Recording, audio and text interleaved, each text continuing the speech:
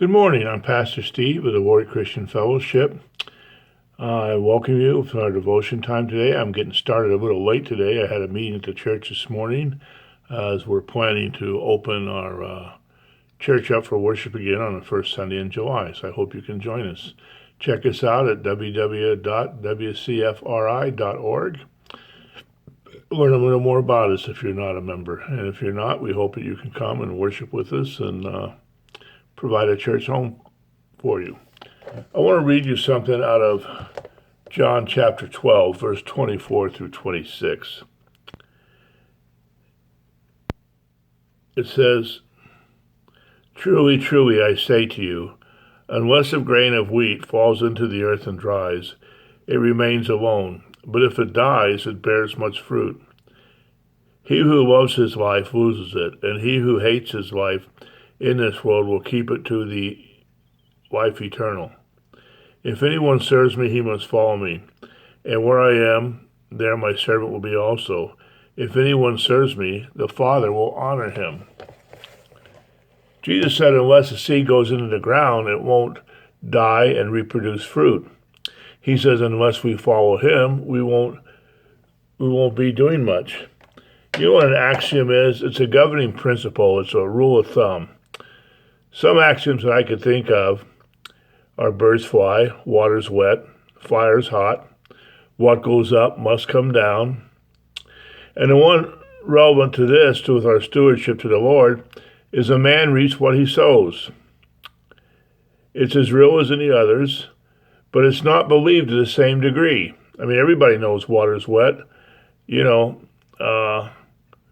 the thing of reaping and sowing, people seem to struggle with that.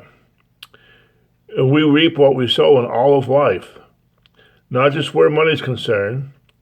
What we plant determines what we harvest. There's a little boy whose father told him to go outside and do some planting in the garden. So the little boy went outside, he dug one hole and threw all his seeds into one hole, hung around outside for a while, and came back in the house and said, "Dad, I finished it. I did all the planting you told me." And he did not realize that one day that all those seeds would grow in one spot and he would get the result of what he had done. What he sowed is what he will reap. And there are many Christians that want a great harvest. They want to see people come to Christ, but we don't plant spiritual seeds. If we don't plant seeds, how can we expect a harvest? The parable of the sower is where he took the seed and scattered them everywhere, some on hard ground, some on thorny ground, rocky soil, and good soil. The good soil received the seeds, the others didn't, but he didn't decide where to throw them. He just threw them everywhere he went. We can't look at people and say, well, they'll believe, they won't believe, or God can save him or God can't save him. We don't know. We just should be sharing our faith with all that we come across. We should be planting spiritual seeds and preparing for a spiritual harvest. And serving the Lord that way. The same as somebody shared with me. Who is the greater person, Billy Graham or the person that shared the gospel with Billy Graham? Somebody planted a seed in his life and he came to know Christ. That's God's plan, I can imagine a conversation in heaven where an angel says to God, how are these people going to know Jesus? He said, well, I'm going to send Jesus to the earth. He'll die for their sins. And then people will tell people about that and how they can be forgiving. And the angel says, well, what's your backup plan? What if that doesn't work? God says, I don't need a backup plan. That's the perfect plan. If my people want to see a harvest, they'll share their faith. If they don't, they won't. God has given us the responsibility to share our faith with others. We need to be planting spiritual seeds in this world.